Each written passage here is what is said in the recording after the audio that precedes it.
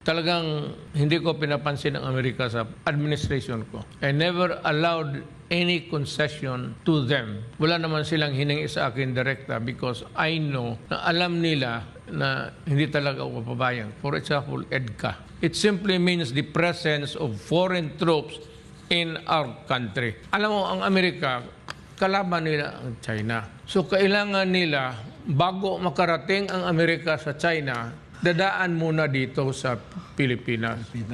So, importante sa kanila ang Pilipinas, buffer zone. Na bago makalusot itong mga Chinese, dadaan talaga sila muna dito sa mga military installations. Buffer zone ang Pilipinas. So, Amerika, kailangan talaga nila pigilan ang China from advancing to the Pacific. The only way that they can enter into the Pacific, makita mo sa mapa, dito sa Taiwan Strait, between Taiwan and the Philippines, nandyan sa dulo, on